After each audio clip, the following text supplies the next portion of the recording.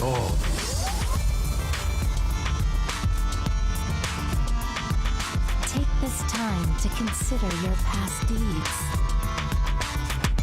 Stop asking questions. You had your chance. Let the games begin. Greeting, visionaries. Welcome to Velen Chosen podcast. I'm your host, Rob May. I hit all the buttons and do the new sound cues and do all the setup. Joining me today, I have Andrew Brown. What up?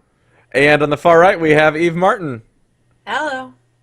And we are a podcast that we designate the show to helping existing budget players to increase their skill throughout the game by staying competitive through ladder and arena play every season so they can end just a little bit higher than the last one. Today we're going to be discussing a brand new segment called the Discount Deck of the Week, and we're also going to be discussing basics of how to dust your cards. Like, is this useful? So let's jump right into our introductions. Like, let's say this will give you a little bit of a hint on what deck we're featuring this week. It's getting hot in here. So, where are you guys at on the ladder? Let's get into ladder updates.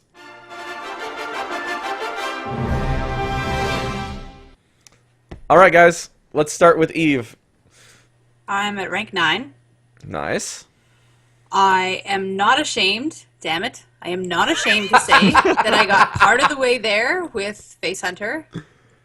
Good. And I believe that's a very legitimate way to get part of the way there. And then I switched to Aggro Shaman because we were going to talk about it Because of reasons. on the show this week, and I wanted to commit to it. It's a very scary deck to commit to, but it got me the rest of the way from, I believe I was about 14 and 15, and then it got me the rest of the way to 9. So, yeah. Impressive. So how many stars are you looking at? Like, you bouncing back and forth between 9 and 10 or 8 and 9? I think I'm at... I did run into a couple of Dragon Priests. Yikes. Those are tough matchups. So I think... Let me double check. No, I am at 9 with full stars. I just need one more Very win, cool. and then I'll be at 8. Nice. I don't know if I want to risk it with Shaman. Or if 8 I'm is starting breaking to the get to sound point where I'm barrier. like, what's the top deck on Metastorm right now? Or Tempo Storm, I mean. Is it Zoo? Metastorm? No, mid-range druid.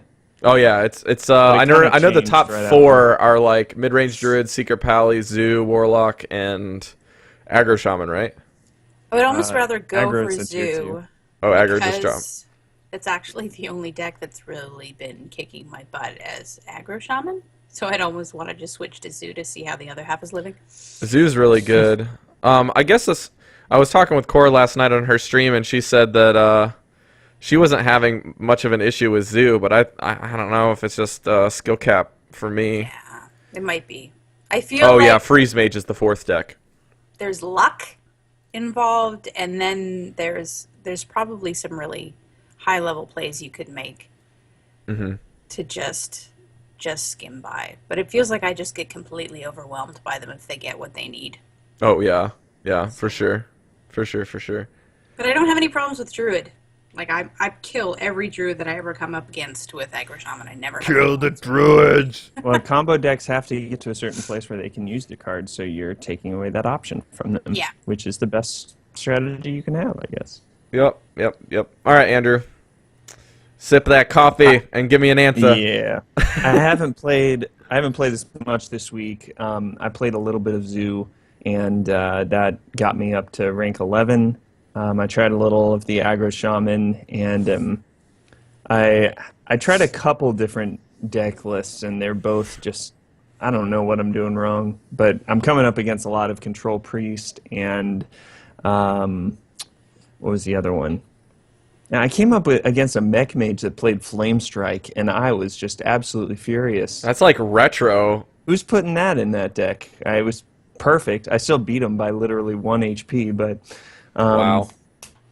yeah. So I'm still down at rank 11. I'm getting back into it this week, so I'll probably try and push this last month just to see how far up I can get. If I can hit rank 5, I'll be Gotcha. happy.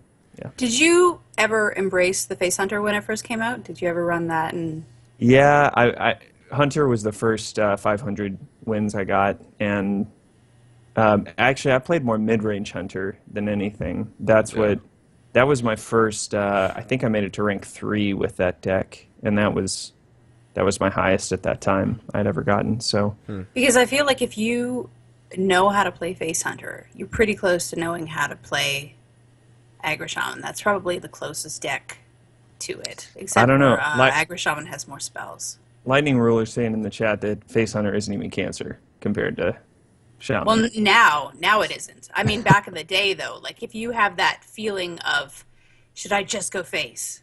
Should I just ignore whatever they put down and just like burn through it? Like you have to kind of have that courage, because there are a lot of people who are really used to just trading minions and playing it safe, and I don't want to leave that knife juggler up.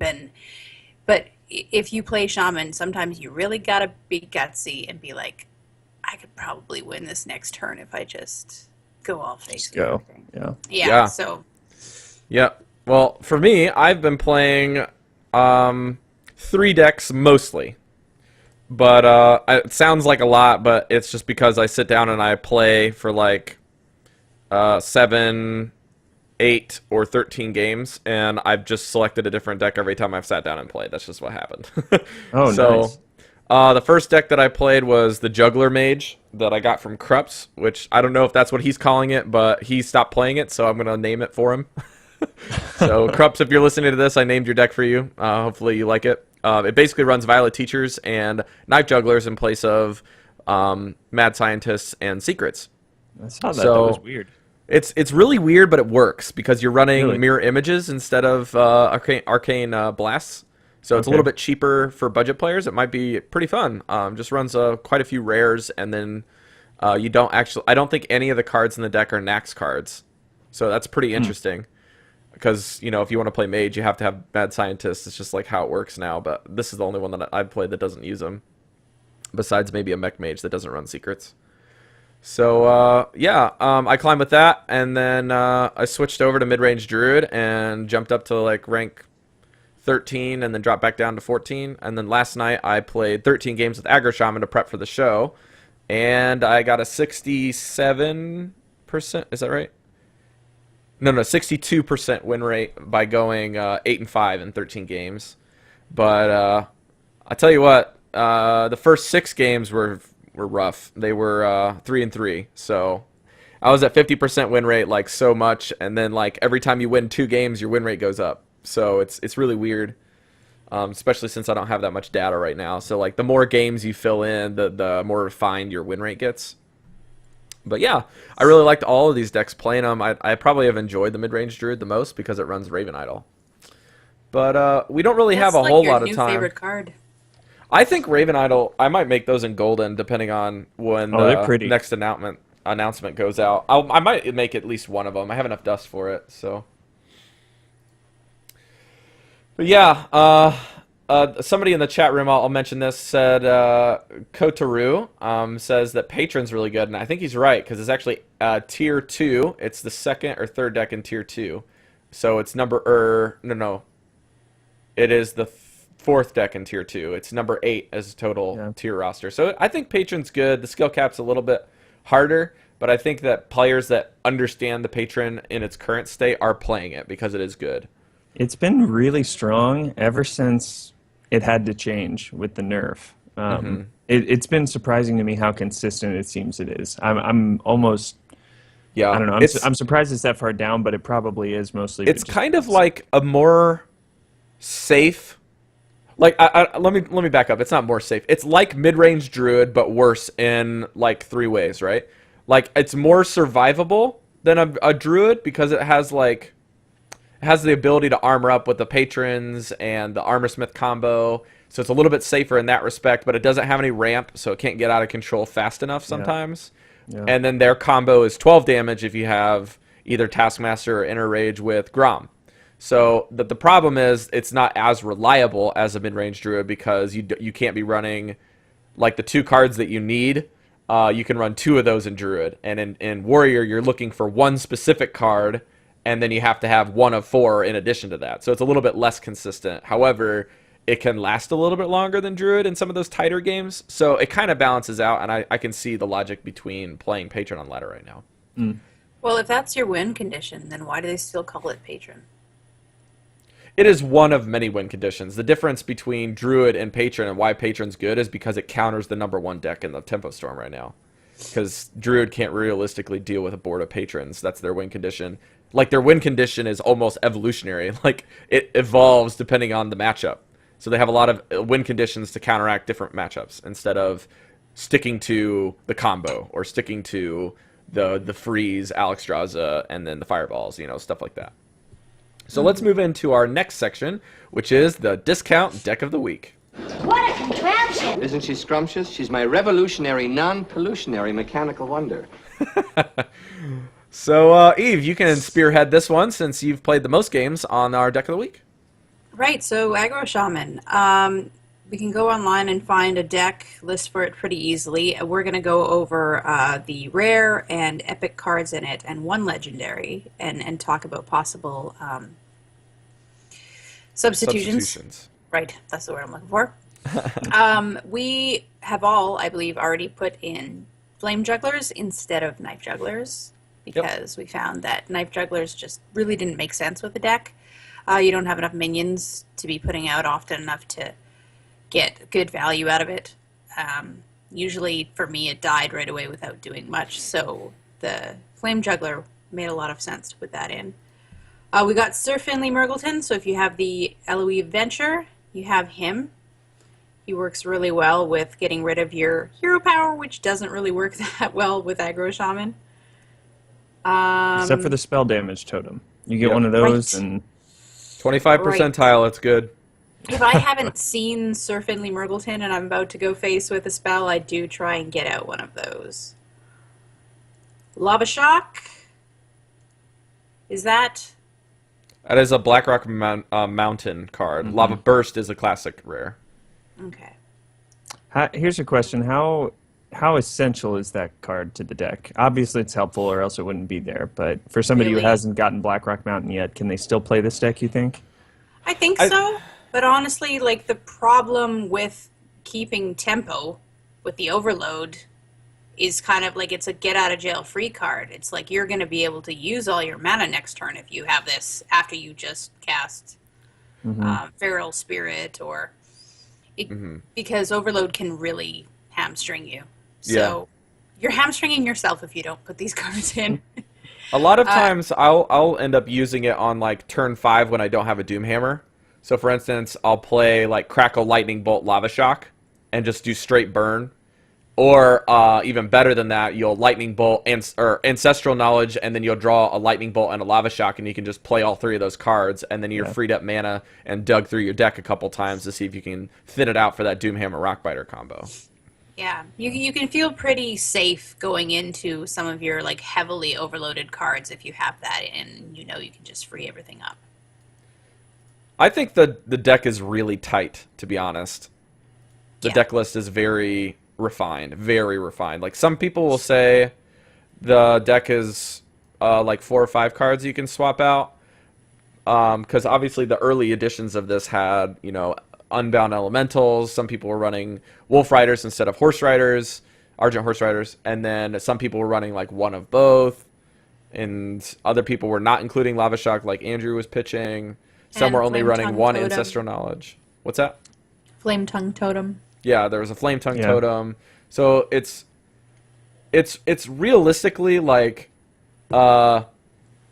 use it for 2 damage more than it is like unlocking the mana crystals. It's just another burn spell. Like, you have included every burn spell in your arsenal.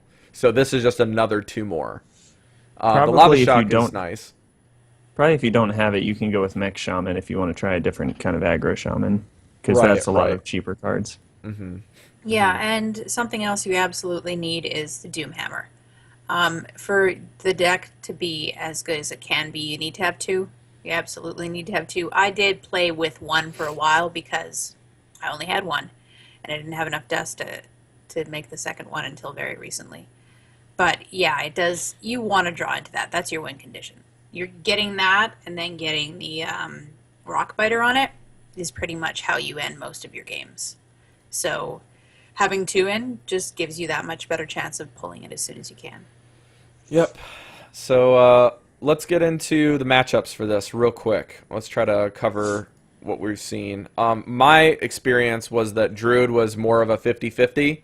I only played against one, and I've watched Demigod play this at top ranks in Legend. He says that it's definitely a 50-50 matchup. Aggro Druid is a worse matchup slightly, but Ramp Druid is on the lower ranks for us is usually easier. But once you get into that, rank 9 plus, it gets a little bit tighter because people know how to play against this deck a little bit better.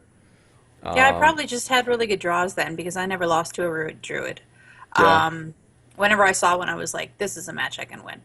Paladin, had no problems with them after getting Yeah, to I did know not how to lose to play a single around Paladin. the Secret Paladin. Hunter, you can out-aggro them. No problem. Base Hunter, mid-range Hunter, no problem against them. Anything with a lot of taunt and a lot of heal or a lot of shield. Control Warrior was a little bit difficult.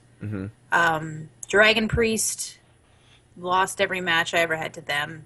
Dragon And- Mage. That's what you really got to look out for. I actually ran into a Dragon Mage, and they just, literally... I got destroyed by a mech shaman. It's bad. Oh no, I can outburst a mech shaman, but Zoo is actually something that I had a lot of trouble with. So I would say that would be the worst matchup. Would be Zoo Warlock. Zoo's trying to outvalue you. And Yeah, they I'm 0-2 can. against Zoo. Yeah. So the good thing that Aggro Shaman has against it is that you're playing things like the Totem Golem that is more bulky than it should be on the turn that you get it. So if you're up against a Zoo, they're going to have to throw an Abusive Sergeant on their Flame Imp or something like that, which isn't bad. Yep. So my matchups were what we kind of covered there. This is the official stuff that Tempo Storm is saying. Secret Pally, you should be favored 60%. Control Priest, you're actually favored 65% to beat Control Priest. Which is surprising to me. Which is surprising. Well, I said Dragon Priest is what I had trouble with. Well, I either came way, up I think Control Priest is pretty surprising to me because they have that capability of just stalling you out. But I guess it makes sense if you draw Doomhammer against a Control Priest, you just win. I think that's how it works.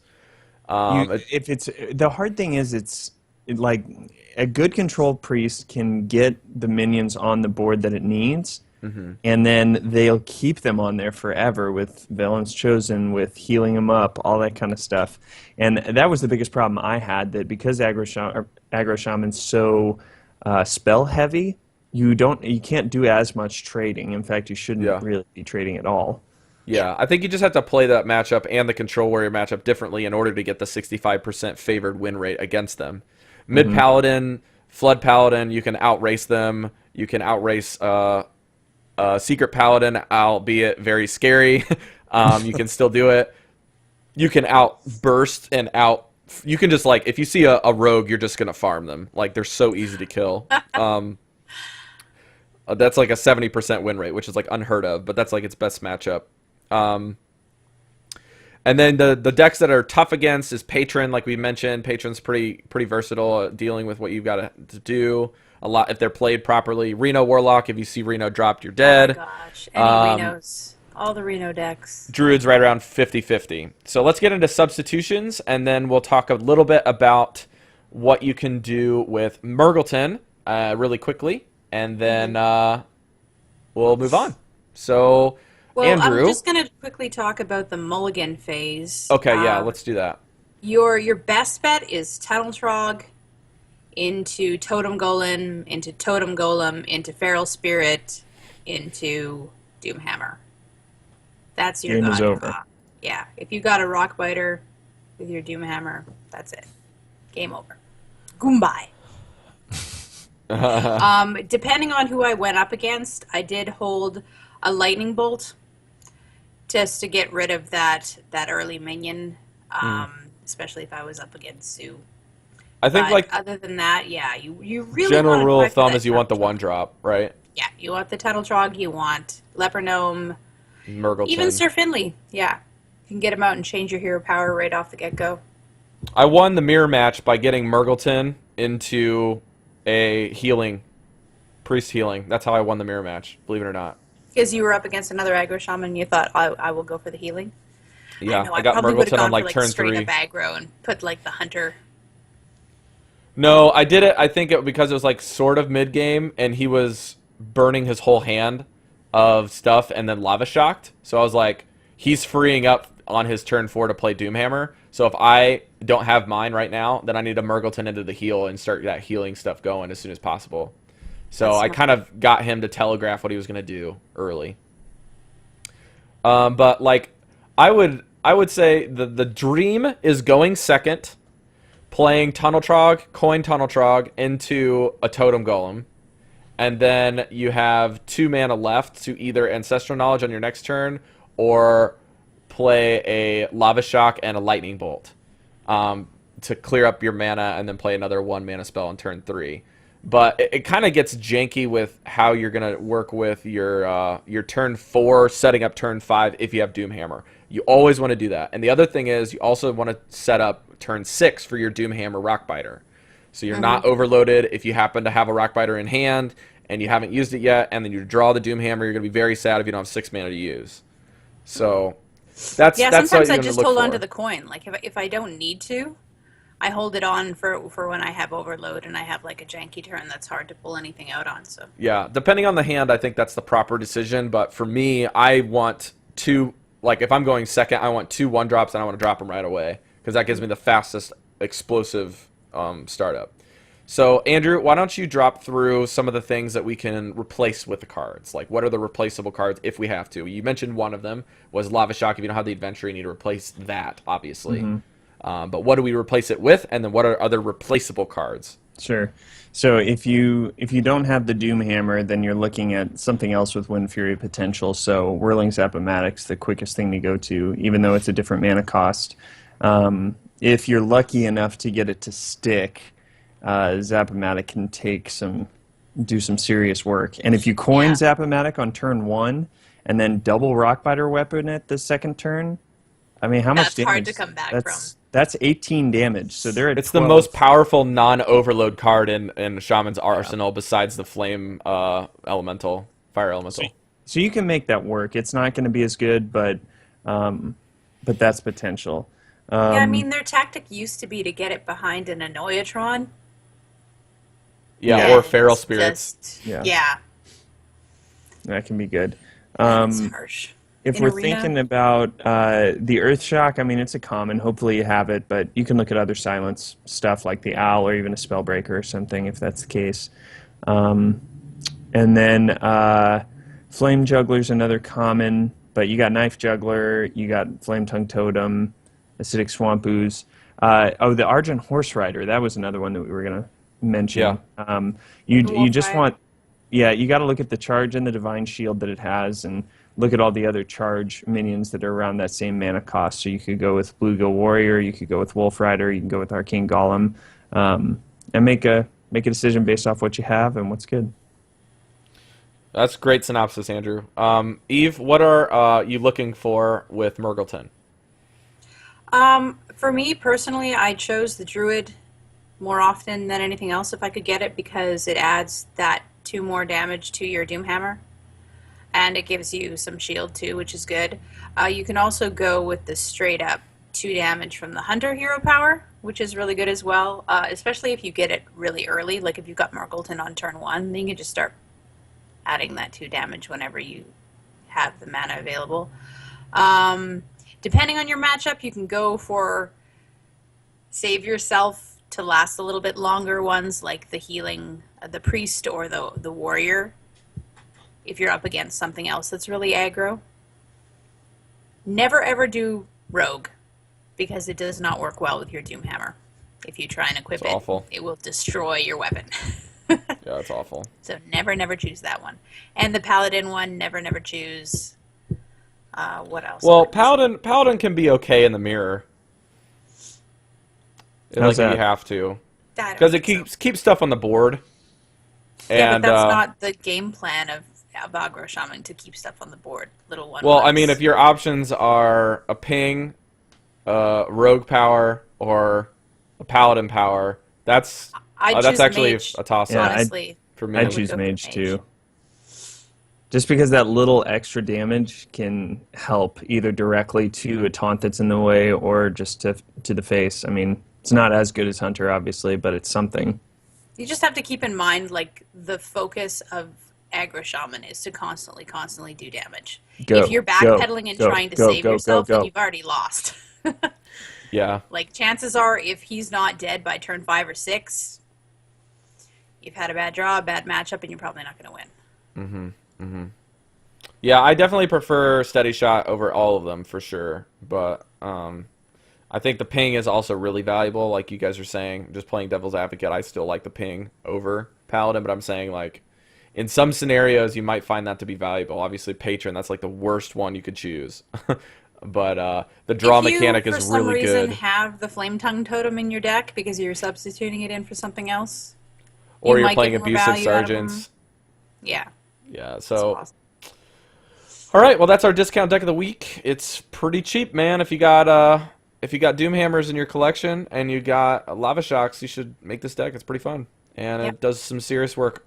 So let's get into the main topic that we have coming, which is dusting our cards. So here's our main topic. All right, so the first thing we're going to talk about with dusting cards this week, how do you identify, or what are key identification factors within cards to realize if they are A, useless, if they are B, useless for me, or if they're C, something I don't need right now? Okay, so how do we identify these things? Let's go back to Andrew and have him kind of jump on this one. The key to figuring out if you want to dust something or not is looking at the colors on the card. So if you look at the artwork and you've got about a 60% cool shades, which is blue, green, or purple, then that is going to be a card that won't be as useful. But if you've got 60% warm colors, what, you don't like that? This sounds like a Bob Ross painting tutorial. We're just going to paint a happy little bush over here. And we're going to dust him because we don't need that card. We got to keep the happy little trees in Druid because they are strong trees. Ain't no dog going to pee on them. So when it comes to dusting, I remember when I first started, the very first card I decided to dust was Ancient Watcher, and I look back on it, and that was a good call. I was looking at cards that I just didn't understand. I didn't really do much research online or look at net decks or stuff like that. But I looked at a card that can attack, and I said, what good is that going to be? So I went ahead and dusted it because it was a rare. Get some dust back. And then later on, I found out Handlock. Okay, it's not completely useless, but I wasn't playing Handlock. I didn't have the Mountain Giants and the Molten Giants, all that stuff. So, so really, as you're browsing through your collection, what are the cards that don't even interest you? Because if they don't use them. You know, you want to play what's fun and what works. So if something doesn't look fun, then go ahead and take it out. If there's a class that you don't like, you don't really resonate with, and you don't feel like you're ever going to play or you're not interested in, for me that was Druid. And they have a lot of rare cards and a lot of epic cards that are needed for a lot of their decks. And I knew I wasn't going to play them, so I just went in and dusted everything. Absolutely every Druid card I had, I dusted. And then Which is impressive.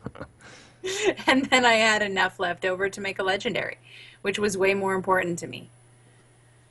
So yeah, I think the one thing that I learned was when I finally had a completed collection, I went over to my, well, not a completed collection, I won't say that, I'm still missing cards, but a virtually completed useful collection. I went over to my cousin-in-law, or cousin once removed, a house, and he surprised me and said that he'd been playing for a couple months and wanted some help and asked me about it. And I was like, yeah, I've hit Legend before and I have a little bit of experience because I played this one deck really well and it was really freaking too strong. So, yeah, and it's autopilot. So I told him, I was like, but we have a podcast for budget people, so I might be able to help you with a few things. But what I ended up doing in a process is something that I hadn't done before. So you sit down with the player and you say, what is it that you like playing? Like Eve was saying, what is stuff that you enjoy? Like for him, it was Aggro Druid. And he already had like a couple epics and rares and stuff in his collection. And he didn't have Dr. Boom, but he wanted it. I was like, I think we can get you Dr. Boom in about 10 minutes. So we went through and we checked his cards and we're like, okay, I'm not going to tell you what to dust, but I'm going to have you evaluate the cards that you do have. I was like, so first of all, how much is each card worth, right? Like Andrew was saying, sort of the color schemes do play a little bit of a role because the rares are worth 100 to make them, and epics are 400 to make them, and then the legendaries are 1600 to make them. But then you take the total cost of that card and you divide it, or you 25% of the total crafting cost is what you get back for dusting. So you get 40 for, or no, I'm sorry, you get 20 for rares, right? So that's the only one that's a little bit less than 25%, and then you get 100 for an epic, and you get 400 for a legendary. So I was like, that's the first thing you need to understand. Second thing you want to understand is, what does this card do? And do I want to do that in any given time in the game? So I want to do that thing. Yeah, and how valuable is a 0 mana card? It costs me a card, whether it's 1 mana or 0, every time. And does the function it do, like Target Dummy or Wisp, does that give me something? Yes, under specific circumstances with specific cards, which are epic cards, right? So we would need to go back and reverse and go to the epic cards. Is Kidnapper a good card? Under a specific scenario, under specific circumstances, with a specific board state, yes. So when you think of epic, you think of specifics. Most of the time. We won't say that all the time, right? Right. But Kidnapper is an epic card that does a very specific thing at specific times, and it's not exactly something that you always want to do or need to do. In fact, you can do it much cheaper and much more efficiently using sap. So let's dust that card, right? I would say that you kind of have to sober yourself up a little bit, because especially when you're first starting out, you think that cards are better than they actually are. So if you're looking around at net decks, if you're watching pro players on stream and you are not seeing Kidnapper be played at all, there's a good reason why that's the case. You know, like I remember when Junkbot came out for GVG, I thought it was the coolest card. My 2 golden Junkbots are waiting in the wings, but but it does not work. So if you're trying to make something work and you think it should, but it never does, it doesn't, and you need to let go of it.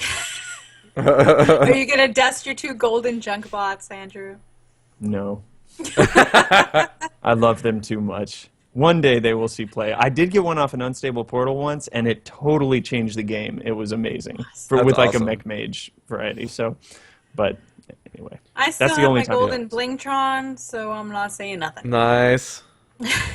I have my golden skeleton knight doing nothing.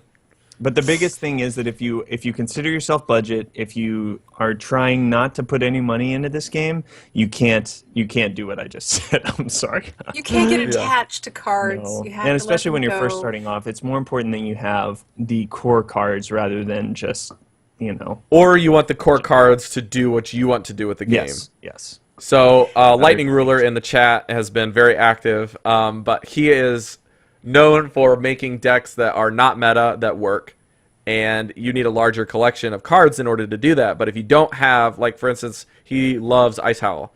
Like Ice Howl can be used and can be played, but it's a matter of like, do you need that Ice Howl at this given point in your card collection for what you want to accomplish? Yes or no? That's the question you're answering, not necessarily like, is Ice Howl a good enough card for me to keep in my collection? It's more of, does this complement my collection in a way that I want to play the game right now? Because we've got to make sure that we're maintaining people's goals in mind here. There are 2 ways to play it. You either scrounge everything that you have and make only essential things, or you hold on to the cards that you just want to figure out how they work, and It's going to be tough, and you're right. I'm not a believer, Lightning. I just remember, I think it was a Trollden video where Ice Owl got played, and they silenced it so that they could And go it didn't have first with charge it, anymore. But it didn't have charge anymore. And so, like, that's the one thing I could think of in my head where it'd be super useful, and it doesn't even work on that. So Yeah. I think I do have an Ice Owl, though. So you wait until the next turn and then silence it, right? Like Yeah. you put it out Yeah, there if you want and to. everyone's like, oh, well, it's not going to hit my face, and they leave it alone. And then you silence it the next turn, and it can... It's Yeah. like a shoot. It's like a point and shoot Ragnaros, but it costs 1 more mana than you wanted to. Like I think Ice Owl would be way more played and tested if it was 8 mana instead of 9. I think 9 mana is a tall order. Real quick, 30 seconds. How can we make Ice Owl work? Because Lightning, I do have Ice Owl in my collection. Is there any Well- way it works? He's been playing it in a Warlock list that's like a control Reno Warlock. So if it's gonna fit anywhere, it's gonna fit in a Reno deck for sure. For sure. Like board control, it functions like an already activated Grommash, but it can't hit face. You know what I mean? So it works for Warlock. It might even work for Mage, but it's You played okay. 4 in a game once? That's an army. Well, if you think about it, I'm seeing a lot of Rafam on ladder. Yeah. And Rafam he is a costs great 9, card. and he doesn't do his thing until the turn after, right? Which is give you his artifact Well, that costs 10. He's a 2-turn card. Yeah. Which Ice Howl kind of is too, if you're talking about working with silence Okay. and being a I'm- 10/10. I'm intrigued, Lightning. Help me out. Help me to figure it out after this. Yeah, we'll talk after the show. All right, so I would that- say, back to the crafting thing, Yeah. I would be very cautious when dusting legendaries.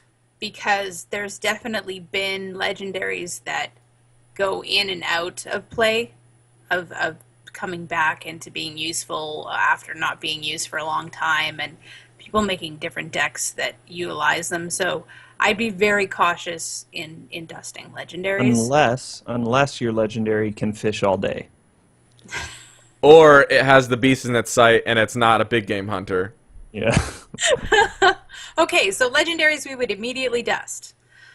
All right, Nat let's go Pagal. rapid fire. Nat Pagal, Hemet, Laura Walker Nessingwary, Laura Walker Wait, Cho. let's do lightning style. Okay, Go I gotta bring up the legendaries over here. Yeah. Millhouse. Pagal. That's you, Eve. The one, Miss Collar. Nosdormu? Miss Collar, Nozdormu. Good. Tink Master. Master.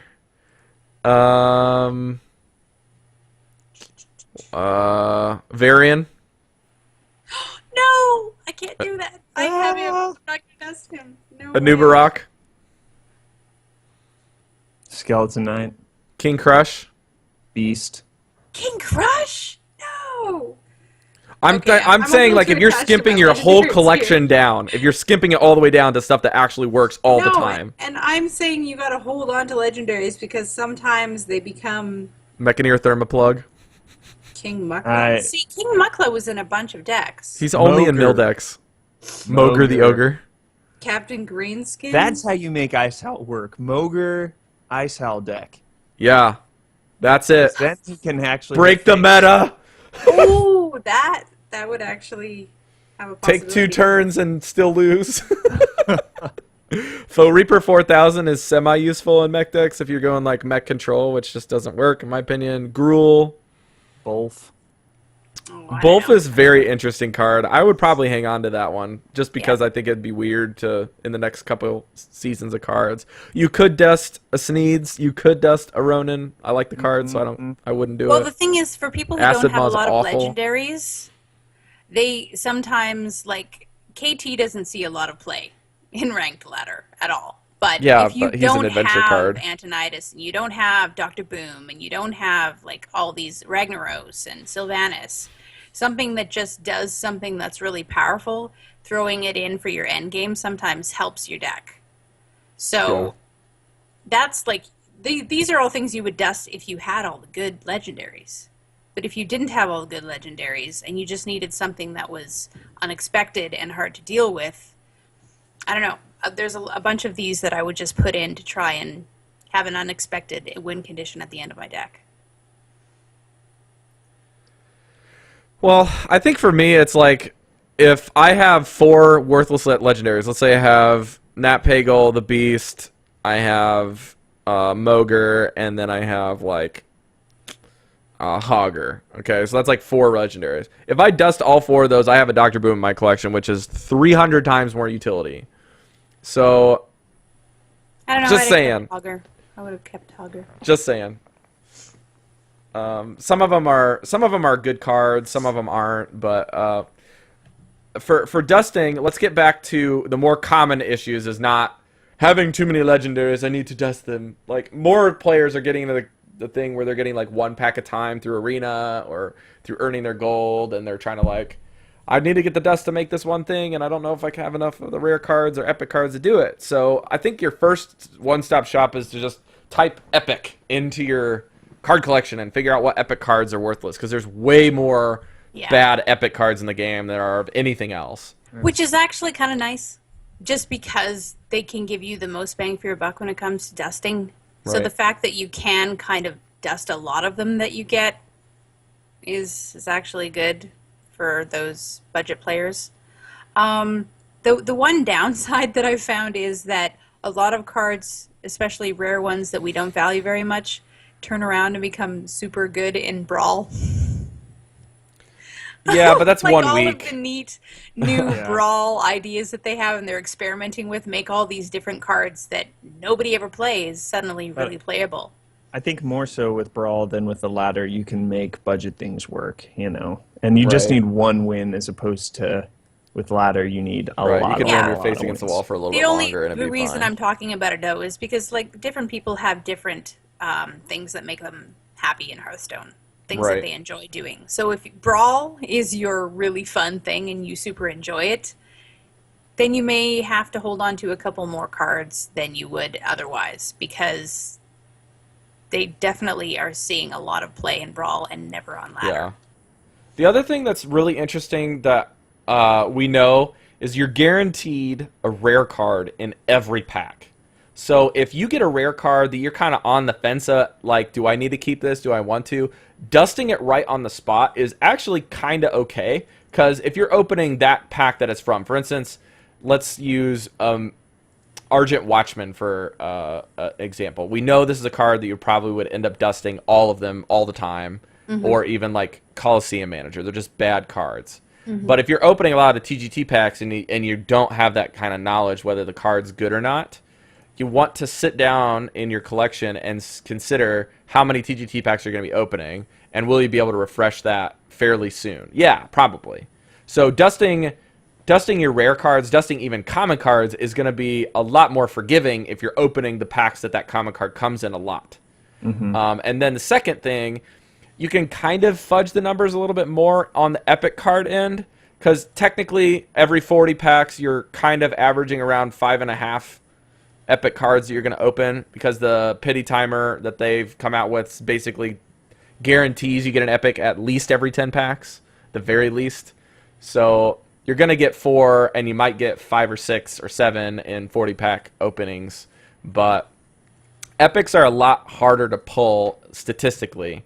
So they're less forgiving, but they are more forgiving in the fact that it's generally a lot easier to figure out if they're good or bad or not, if that makes sense, right?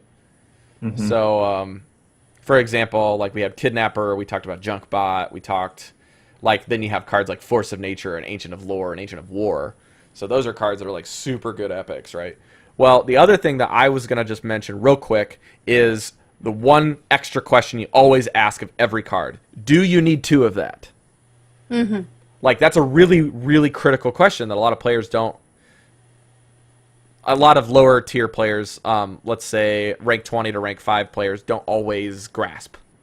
It's like, do I need 2 of that card? Do I need 2 Ancients of War? Probably Big not. Game Hunter, you only need 1. Unless you want to play Wait, Combo Warlock. You have to think in 2 run terms 2. with that. Is there really a good excuse for me to play two of them, or is there a deck where I absolutely have to hit that card? Because I remember Doomhammer used to be a why would you ever need two of those because Right. so many True. charges, but every aggro shaman runs two of them because you want to up your chances of getting it because Yeah. it's such a huge It's win such a condition. huge win. Yeah. And you need 2 mysterious challengers for sure. Yeah. And Secret Paladin. So those are yeah. great examples. There's lots of good examples of cards that you don't need two of, right? What are some of those? We mentioned Big Game Hunter. Big Game Hunter. Kezan Mystic is actually one of them. Yeah. Really any tech card. Mind Control Tech. Mind Control you know. Tech. There's a couple Mage Secrets that are epic. Spellbender. Spellbender, yeah. You can dust those. Vaporize is like never played. So I guess you could dust one of them if you have two. The only time I ever see it is in Arena. Yeah. So you could be worried about like the change in the meta. All of a sudden, you need these cards that you don't have, or you can kind of go right now. I'm living in the moment. I want to get better now. I want to improve my ladder now. So I want what is this the deck to meta now? play. Yeah. What is this deck that I'm working towards? What is this legendary I'm working towards? And then make the sacrifices, make the cuts. Yeah, if you're like me, I actually just like to put up a spreadsheet and say, this is my progression. I'm going to make this, and then I'm going to make this, and I'm going to make this. And then if a deck pops up that screws that up, I'm like, do I have enough dust to make this deck? And if not, do I want to play that deck? Something like that. I was playing Dragon Priest, and I really, really wanted Ysera. I thought that she was like a really key endgame, especially against Control Warrior matchups. I really needed her. So I just went through all my rares, all my epics, and just dusted and dusted and dusted, and I got that really key card that I needed. So you got to see what you're willing to sacrifice. And that might even be going, I never play Rogue, so I'm just going to go in and dust all my Rogue cards. It depends All right. on what you're willing to sacrifice. And on that note, we'll move into emails and news. So let's get there.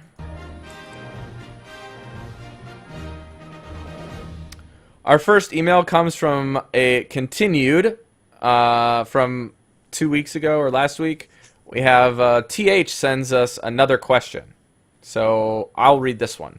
I noticed ranked play is easier during certain times of the day, week, and month as opposed to other times. My hypothesis is that ranked play is easier several days before the end of a season, and since most players have reached their desired ranks or are in the legend ranks, they are just playing for fun and are they just playing for fun, or are they playing aggro decks trying to rank up quickly? Therefore, you can take advantage of this by playing more slow and defensive decks. Do you guys think there's a relationship that exists? If so, what do you think? One thing I will absolutely say- noticed that, yeah. Yeah. One especially good time to play is on the weekends really, really late. Because there are some people who are getting back from the club and hitting some Hearthstone real fast, and they're not in... I'm serious. This has been my experience. Are you speaking from personal experience? I'm saying that when I play during those times, it seems like people are making really stupid choices. And that's what makes sense to me, so... That's hilarious. But I do think- definitely have had good luck playing for me early in the morning, like 3 o'clock in the morning or 1 or 2 in the morning. I've definitely had an easier time. So, I Well, agree let's with go the back to a relationship. few of the points that he made. So he said a few things. We have like playing defensive decks versus aggro decks. So control versus aggressive. He also said times of day, week, and month. So we addressed times of the week and times of the month, but not necessarily like that in coordination with other aspects. Like we said 3 in the morning, we said sometimes on Fridays, we said sometimes towards the end of the season, but how did those factors overlap? Well, for Wait. me personally, at the very beginning of the month, there's a lot of legendary players that are making their way up. Like they restarted back at, what is it, like 14 or something? If they reach 16 legend. and full stars. 16 with full stars, yeah. So for the first week, I kind of stay out of the way. I don't want to be running against legendary players every game. Just crushes my spirit. So I just kind of take a break and wait for all of them to move their way up to the upper ranks and then get into play. It's one way to do it. I like to just play whatever the heck I want to play for that first week. I don't really care about my rank. That's probably a good idea, too. Just don't take it hard on yourself if you lose a lot more during the beginning of this season. Yeah. Yeah, I know it affects me, so that's why I stay away from it. I get salty, I get on tilt, and I know what it does to me, so I just stay out for a week and wait. I don't think a deck archetype plays into what you should be playing. Like, I don't think, because it's the end of the month, everyone's playing aggressive decks. I don't think that's right at all. I think that once you hit rank 10, the aggressive decks that are there are seemingly good aggressive decks that keep pushing people up ranks. So they're going to keep playing them like we have been. And then once you hit rank 5, people are more considered at playing as tightly the meta as possible from ranks 5 to legend. And then when you're a legend, people don't really care until that last week. And then they're going to start playing either really low legend players are going to play whatever the heck they want, or people that are between rank 2000 and rank 1 are going to be playing as hard of a meta or meta counter decks as they can in order to get the top 100 finish. So I think some of those are moot points that you had on your hypothesis that we can kind of correct a little bit of your thinking. Hopefully that helps. I would say up until rank 10, I was running into quite a few aggressive decks. I mean, if you can call Tempo Mage kind of aggressive, still seeing a lot of Face Hunters and other aggro shamans as well. And then as soon as I hit rank 10, I started seeing the Renos. And I hadn't seen them up until that point. And I started seeing a lot more priests and warriors. So I would say that it started slowing down around rank 10. Yeah, sometimes it does seem to slow down from the outside, so some people might be playing more aggressive decks, but I think the better question to ask isn't what should I be playing, and the better question is, like, what are they playing and what beats that? Because then you can kind of adjust, or you can say, what are all the decks that I'm seeing with my deck, and if all of these decks are 50-50 or lower percentile like matchups that you should be winning and you're not, then you can keep playing the deck. But if you're 50-50 or lower percentile, the win rate decks that have you on farm and you're not in a good matchup, then you probably should switch your deck or tech it against them. But yeah, what I've heard from like Noxious and Cora and people who make Legend a lot is play what you're really good at.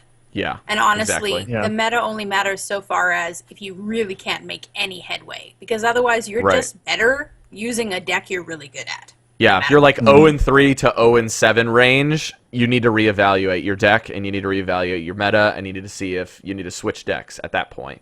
But you don't want to be doing this every 3 games. Like, you do need to, like variance is the worst thing in the world. Variance is the worst thing in the world, and Andrew's learned this firsthand for 2 months in a row, and which is why he's like super burnt out, right? Like, he just burnt out because of the variance, and it just happens. But we gotta get past the point where we sit down with a deck and go 0-3 and switch. Sit down, go 0-3 and switch. Go 0-3, switch. Or go 1-2 and switch. Like, stuff like that. We want to sit down with the deck, play 10 games, and then evaluate. Then play another 5 to 10 more and evaluate again. So it's almost like, I would say the 3 to 5 lose rate is what you want to evaluate your deck, as well as playing a deck for 10 games when you have never played it before, or when it's kind of your first time on ladder, or your big rules of thumb, before you should do any sort of hard evaluation. But let's move into our next email. Eve, would you like to read it? Sure. It's from Gabriel, our favorite writer in. The best visionary there is. That's because he's one of our patrons. Yeah. Hi, following up from the advice you guys and Noxious provided a few episodes back, I've built the zoo deck that is currently listed on Tempo Storm. Ooh, I wonder if I've come against you on ladder. After a few plays in casual, I found that Bran Bronzebeard was a liability more often than not. If you have 2 minions on board and you're holding a Defender of Argus, then Bran is your best friend. But if you don't draw a playable battle cry, he just sits in your hand. And if he is on the board, then your Flame Imp will sit in your hand. So I've removed Bran, but didn't think much of what should replace him. For now, I'm running an Imp Master instead, but I would love to hear what other options would be viable. Imp Master, same mana cost as Bran, and still has good synergy with other cards in the deck. It makes tokens for Defender of Argus, Knife Juggler, Direwolf Alpha, or even Abusive Sergeant. Sir Finley Murgleton, not really a replacement, but gives me a late game option when I'm too low on life to tap safely. Sounds like he's really thought this through a lot anyway. Yeah. Sea Giant. Bran is typically played between turns 4 to 7, whereas I expect Sea Giant to be viable from about turn 7 onwards, which slows the deck down a tiny bit. Reliquary Seeker, highly situational card, but I quite often find myself with 6 minions on the table. I guess there's no point in replacing one situational card with another, though. So, Visionaries, your thoughts? Any others I have not thought of? Okay, I will just say that all the zoos I came up against that bashed my face in quite easily, didn't see a single Bran. Like, I never really saw him coming out and being that, I think, he has so much value. Don't you think that's like a matchup thing, though? Like, if I have Bran in my hand against a Shaman, I'm not going to play it, unless it's, like, on turn 3 on curve. Okay, that's he's possible. He's really good to then use that's with Abusive also a Sergeant thing. or Like, Defender of Argus. If you're not Yeah, I'm going to play used in- Devil's Advocate on this one, so if But you guys want that's to... what he's saying. Like, if he sits in your hand and you're not using him, then that's not a great card. Like, you want every card that you have to be something you want to put down as soon as you get it, right? Like, as much Yes. as possible. I think for As soon him, as you he's have saying, mana to like, play it, you want to be we don't playing have it. enough information as far as I'm concerned. Like, we don't understand when is it a liability. Like, what deck are you playing against when it is a liability? That's the more important question. Because, like, if you're playing against a lot of aggro shaman or face hunter, of course it's a liability. You don't want to play that card unless it's turn 3 and you have nothing else to play. You want a 2/4 on the board to survive. But, Okay. like, if I'm playing against other decks, Bran was killer on a turn 7 with Defender of Argus and a board. Like, that's so good. So good. And then trading up your minions with playing on turn 4 Bran Bronzebeard and a Defender, or I'm sorry, a Abusive Sergeant like Andrew was saying. It's just killer. So good. I understand what you're saying. That's why you want him. The Yeah. first thing I thought of was Void Terror. I'm surprised that. Well, that the wasn't list on there. Tempo Storm doesn't have it. It runs 2 Direwolf Alphas, and that's the only thing that I did that changed. I swapped that out. But that's what I'm saying. Replace Bran with a Void Terror. That's what I first thought of. I have Well- seen a lot of Void Terrors in the zoo decks that I've come up against. And then again, that might be the matchup, right? Because they're coming up against a Shaman. Yeah. Yeah, in my notes, I did, after looking at Tempo Storm's thing, before you click, like, View Deck, you should go back to the page where it says, like, Substitutions. Because they have, like, Verse Control, this is what you should change, and Verse Aggro, you should change these cards. So they give you that setup. They even give you, like, a little graph and bars as to what matchups are good and what win rates you have against different matchups. So these are very useful. detailed analysis things that are useful that you should be checking. And I'm not saying that you didn't check them. I'm just saying for anyone that uses Tempo Storm, those are resources that I feel a lot of players are skimming. So second, I will say this, that when I was looking at the deck, there are a total of 8 cards that have Battlecry that are useful with Bran.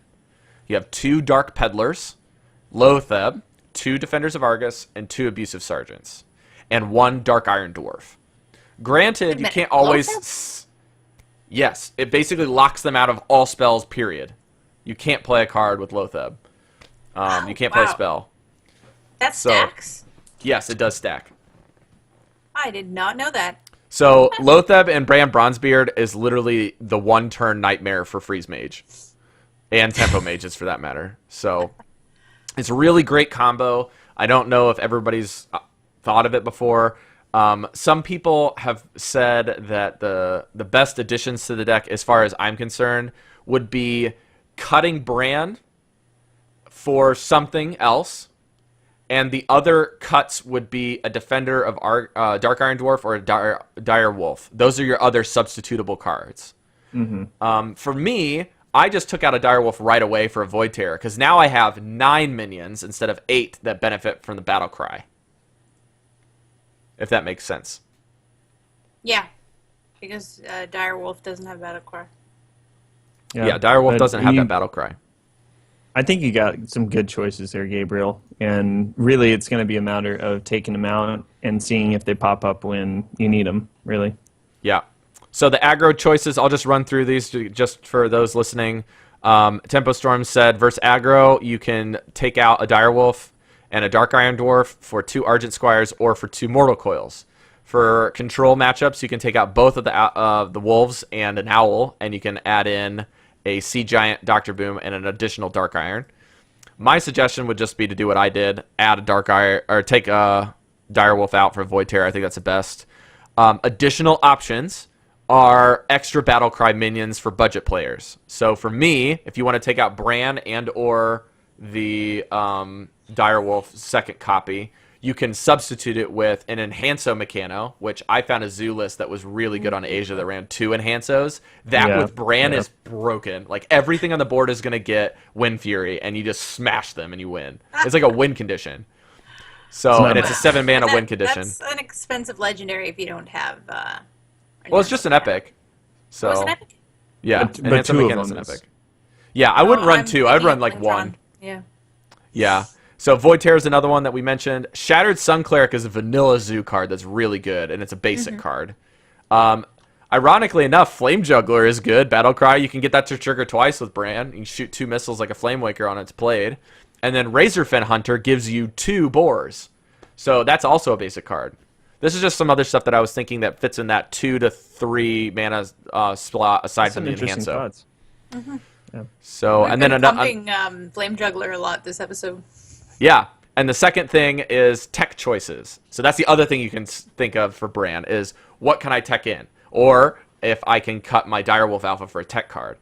And ironically, if you cut a Direwolf Alpha on turn 4 against a warrior that has a 2 durability weapon, against a rogue, a paladin, whatever, you can play Bran and a Bloodsail Corsair and take out 2 durability points. And that's a 1 mana rare card. And there's also the Acidic Swamp Ooze by itself is a basic card and can remove the weapon altogether. Okay, come on. Are we really recommending that? Bloodsail I'm not Corsair recommending with that. I'm Bran. saying these are combos that you can think through that exist if your given collection is very skimpy. Yeah. Okay, So okay.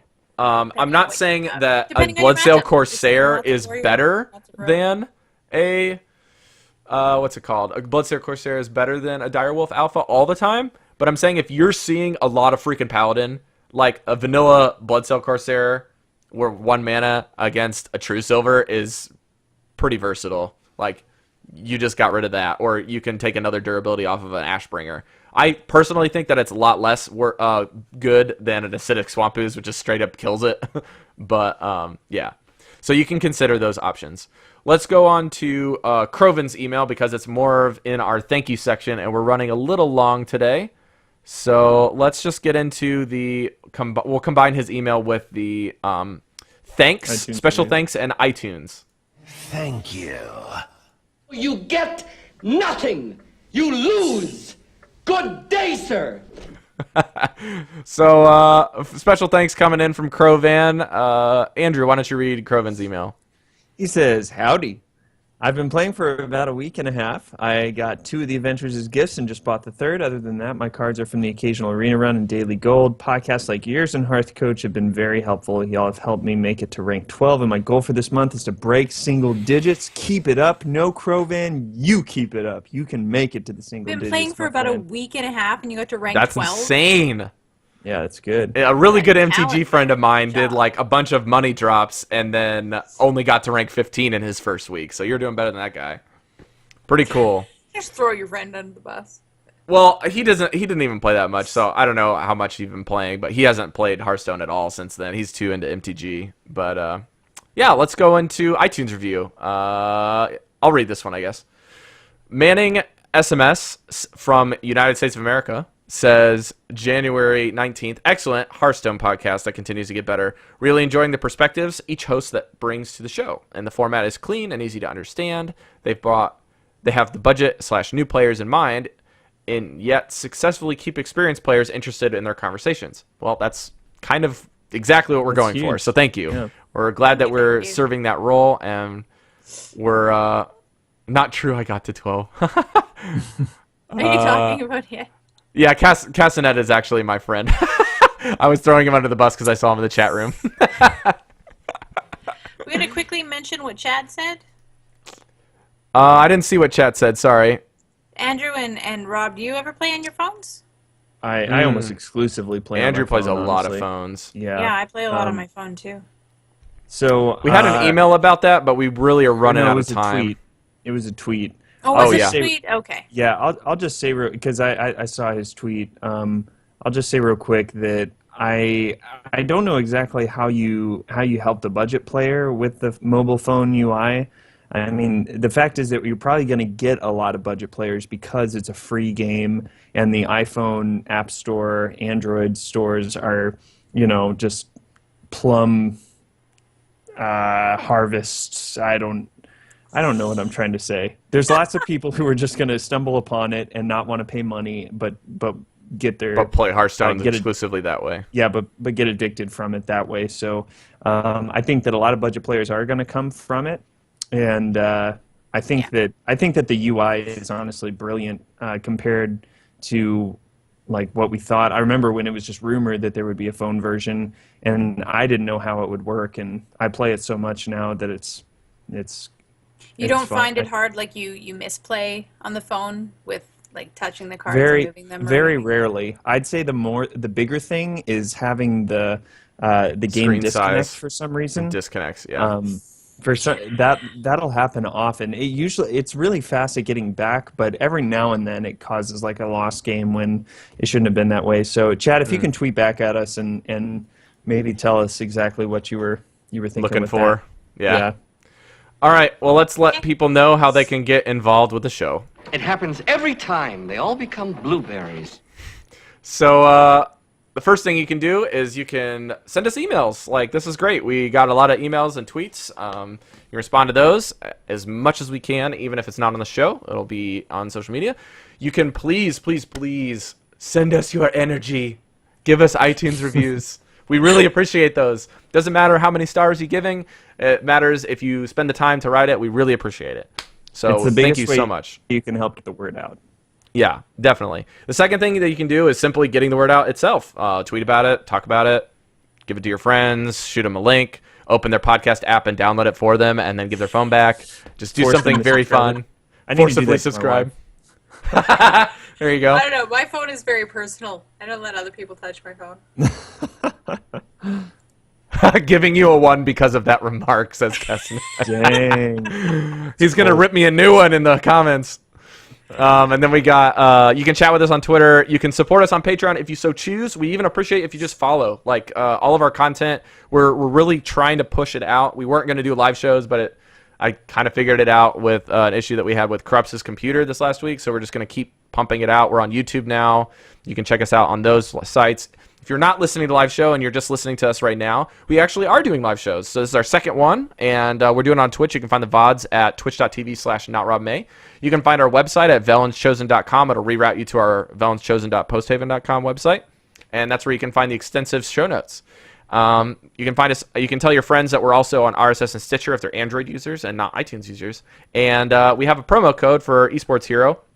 You get 5,000 coins to go basically pay the company. You get the coins for free, and you can gamble for the coins. And our code is VelensChosen15.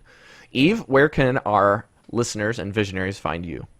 On Twitter at Finnovar, FHINNOVARR. On Twitch as Eve Martin, and I'm on Battle.net. If you send me a friend request, say something in the little box, because I have people who lose to me in Crucible and then send me friend requests, and that's kind of the same thing as if you beat somebody bad in Hearthstone and then someone says, please be my friend. I'm kind of afraid about what's going to happen next. So if you send me a friend request, just write a little blurb in the little box so that I know you're a nice person, and then I will accept your friend request. Yeah. All right, Andrew, what about you, man? I am on Twitter at AndrewIsLiving.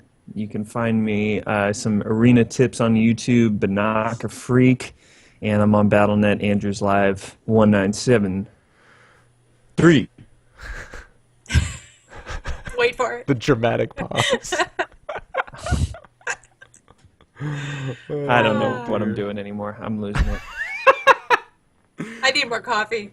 Yeah, I haven't had any this morning. That's probably why I'm so janky on this podcast today. All right, you can find me on Instagram and Twitter at NotRob.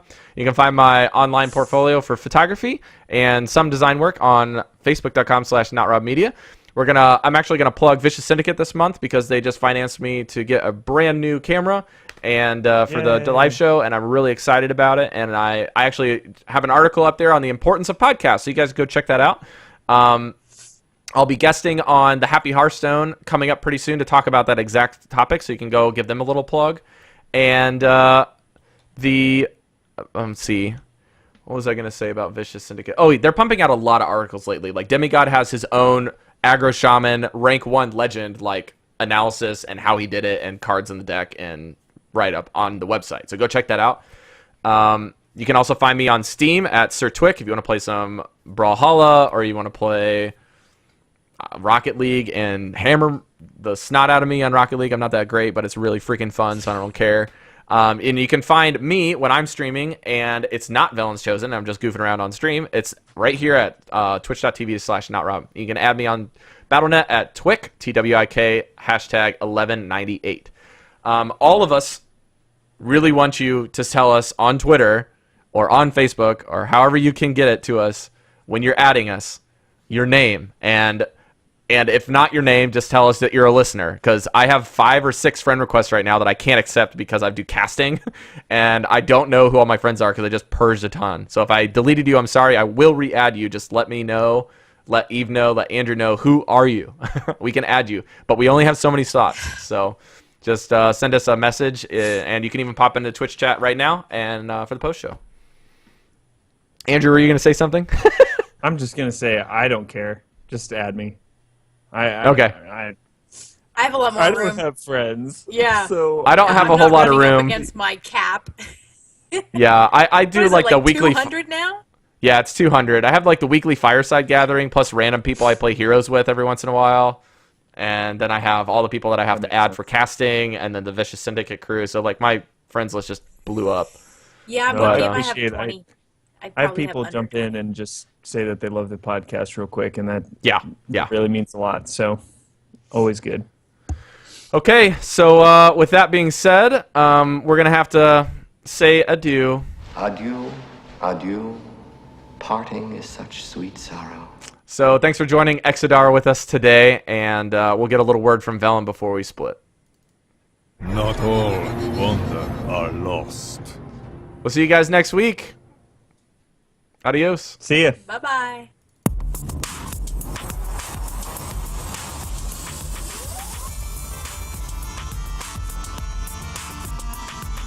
Take this time to consider your past deeds. Stop asking questions. You had your chance.